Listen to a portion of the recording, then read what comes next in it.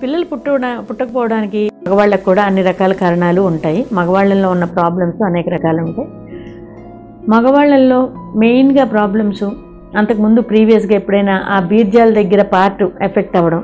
ఒకటి, చిన్నప్పుడు మంప్స్ అనేది వస్తుంది. మంప్స్ వైరస్, అది వైరల్ ఇన్ఫెక్షను. అది బాగా ఇష్టమైన పార్టు సబ్మాండిబులర్ గ్లాండ్స్ ఇక్కడ ఉంటాయి, ఆ గ్రంథులు.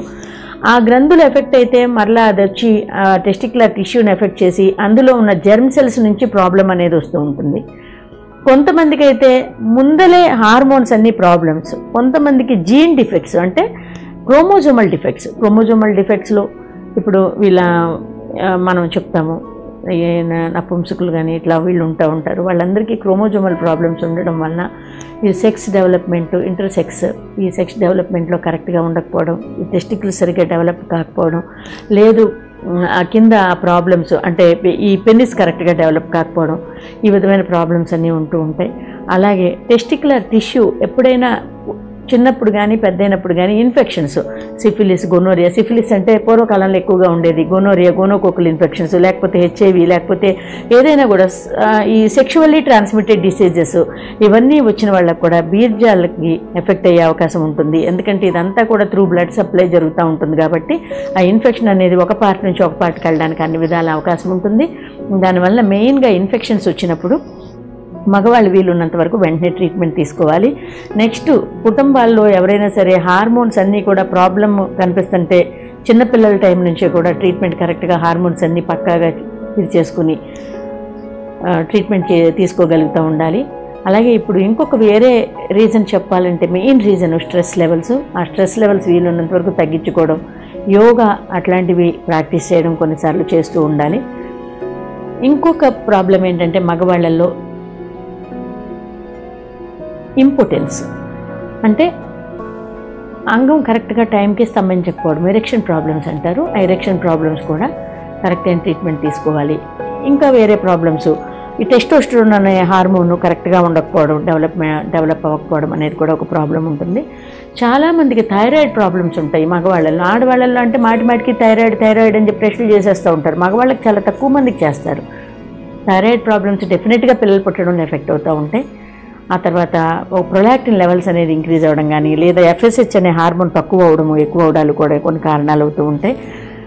కొంతమందికి లోపల అసలు జర్మ్ సెల్స్ అనేవే ఉండవు. టెస్టికల్స్లో బీర్జాల లోపల జర్మ్ సెల్స్ ఉండవు. జర్మ్ సెల్స్ లేకపోతే కనుక మనకి వాటిని సెర్టోలి సెల్స్, లీడింగ్ సెల్స్ అంటాము. అందులో ఒక సెల్స్ ఏమో ఈ యొక్క శుక్రకణాలని తయారు చేయడానికి పనికొస్తాయి. ఇంకొక సెల్స్ ఏమో టెస్టోస్టెరోన్ అనే హార్మోన్ డెవలప్ చేస్తూ మేల్ యొక్క అట్మాస్ఫియర్ అంతా కూడా మెయింటైన్ చేస్తూ ఉంటాయి. అది లేదు వేరికోసీల్ అని చెప్పి అక్కడ స్క్రోటంలో ఉన్న వెయిన్స్ అన్నీ కూడా ఒకవేళ ఎక్కువగా అలా బాగా డైలేట్ అయిపోయి ఉంటే ఆ రీజియన్లో ఏమవుతుందంటే విపరీతంగా వేడిగా ఉండడం అనేది జరుగుతుంది. దానివల్ల కూడా అక్కడున్న బ్లడ్ సప్లై అనేది ఓవర్గా వెళ్ళిపోవడము, హీట్ అనేది జనరేట్ అవ్వడము, అది కూడా టెస్టిక్యులర్ టిష్యూని ఎఫెక్ట్ చేస్తూ జరుగుతుంది. సో వేరికోసీల్ అనేది కూడా మనకి ప్రాబ్లము. కొంతమంది వేరికోసీల్ గమనించగానే వేరికోసీలెక్టమీ చేస్తాము అంటారు. ఒక్కోసారి వేరికోసీలెక్టమీలో అస్సలు పిల్లలు లేకుండా వేరికోసీలెక్టమీ చేయించుకోవడం కూడా కరెక్ట్ కాదు. ఎందుకంటే వేరికోసీల్ రిపేర్ చేసినప్పుడు మనకి 25% పీపుల్లో ఒక్కొక్కసారి కొన్ని ప్రాబ్లమ్స్ రావడం వల్ల మీకు ఈవెన్ వ్యాష్ డిఫరెన్స్ కూడా కొన్ని ప్రాబ్లమ్స్ రావడం వలన అది కూడా కట్ అయిపోయే అవకాశం ఉంటుంది. అసలు పిల్లలకు పుట్టకపోవడానికి కూడా ఒక్కోసారి కారణమవుతుంది. కాబట్టి వేరికోసీల్ రిపేర్ చేయించుకునేటప్పుడు ముందు ఒకళ్ళు పుట్టిన తర్వాత రిపేర్ చేయించుకుంటే చాలా బాగుంటుంది. ఎందుకంటే కొంచెం ఎక్కువ కేసులు వస్తూ ఉన్నాయి ఇప్పుడు. ఒక్కోసారి ఇన్ఫెక్షన్స్ వల్ల వ్యాష్ డిఫరెన్స్ అనేది సన్న మార్గం అనమాట. అంటే బీర్జాల లోపల నుంచి బయటికి వచ్చేటప్పుడు, బీర్జాల లోపల నుంచి వీర్యకణాలు తయారయ్యి బయటికి వచ్చే మార్గంలో ఎక్కడైనా సెమైనల్ వెసికల్స్ ఇన్ఫెక్షన్ ఉన్నా, లేదు వ్యాసిఫరెన్స్ ప్రాబ్లమ్స్ ఏమైనా ఉన్నా కూడా బీర్జాల లోపల తయారయ్యి బీర్జాల లోపలే ఎండిపోతూ మళ్ళీ అవే మళ్ళీ రీజనరేట్ అవుతూ మళ్ళీ డిగ్రేడ్ అవుతూ ఇలా జరుగుతూ ఉంటుంది అన్నమాట ప్రాసెస్. అంటే శుక్రకణాలు మళ్ళీ లోపల ఇంకిపోతాం, మరలా డెవలప్ అవ్వడం, మరలా ఇంకిపోవడం, మరలా డెవలప్ అంటే సైకిల్లో బయటికి రాకోకుండా అక్కడికక్కడే మరలా ప్రాసెస్ జరుగుతూ ఉంటుంది. కాబట్టి లోపల కొంతమందికి శుక్రకణాలు ఉంటాయి. శుక్రకణాలు ఉన్న వాటిల్ని బయటికి తీసుకుని అప్పుడు టెస్టిక్యులర్ స్పెర్మ్ ఆస్పిరేషన్ లేదా పర్క్యూటేనియస్ ఎపిడిడమల్ స్పెర్మ్ ఆస్పిరేషన్ ఇలాంటి ప్రాసెస్లో తీసుకుని బీర్జాల లోపల నుంచి వీర్యకణాలు తీసుకుని ICSI ట్రీట్మెంట్ చేసుకుంటే కొంతమందికి పిల్లలు పుట్టే అవకాశం ఉంటుంది. సో ఇట్లా ఏ ప్రాబ్లం అయినా కూడా కొంతమందికి ప్రిమెచ్యూర్ ఇజాక్యులేషన్ ముందే స్పెర్మ్ అవుట్ అయిపోతుంది అని అంటారు. వీటికి కూడా అన్నిటికీ ఇప్పుడు మెడికేషన్ ఉన్నాయి. సో భయపడకుండా ముందు స్ట్రెస్ లెవెల్స్ తగ్గించుకోవాలి. నెక్స్ట్ ఇంకొక ప్రాబ్లం డయాబెటీస్. ఈ డయాబెటీస్ వలన కూడా చాలా వరకు ఈ సెక్షువల్ ఇంటర్కోర్స్ పట్ల ఆ యొక్క ఇష్టము అనేది తక్కువైపోతూ ఉంటుంది. దానిని లాస్ ఆఫ్ లిబిడో అంటారు. సో వాళ్ళకి కొంచెం ఇంట్రెస్ట్ అనేది తగ్గుతుంది. సో వీటి వలన కూడా డయాబెటీస్ వలన కూడా కొన్ని ప్రాబ్లమ్స్. ఈ డయాబెటీస్ వచ్చేది స్ట్రెస్ రీజన్, ఎక్కువ మందికి స్ట్రెస్. ఈ రీజన్ వలన ఆ stress, diabetes, at the same time వీర్యకణాల్లో ప్రాబ్లము. ఆలిగోస్పెర్మియా అంటే వీర్యకణాలు తక్కువగా ఉంటాం. ఎస్థినోస్పెర్మియా అంటే వీర్యం కణాలు కదలికలు తక్కువగా ఉంటాం. టెరటోజూస్పెర్మియా అంటే వీర్యకణాల్లో అవకరాలు ఉండడం. వీర్యకణాలు 100 మిలియన్లు ఉండి 99% అవకరాలు ఉంటే కూడా, అవకరాలున్న వీర్యకణాలను జనరేట్ చేస్తే కూడా ఆ యొక్క బీర్జాలు ఆ వీర్యకణాలతో బిడ్డ పుట్టకపోవడం జరుగుతుంది. కాబట్టి వీర్యకణాల గురించి ప్రత్యేకంగా ప్రాథమికంగా కొన్ని మంచి పరీక్షలు చేసుకుని తద్వారా ఆ యొక్క వీర్యకణాల యొక్క కెపాసిటీ తెలుసుకుని వాటికి ఇంప్రూవ్మెంట్కి ప్రయత్నించడం అనేది మనకి చాలా ఇంపార్టెంట్.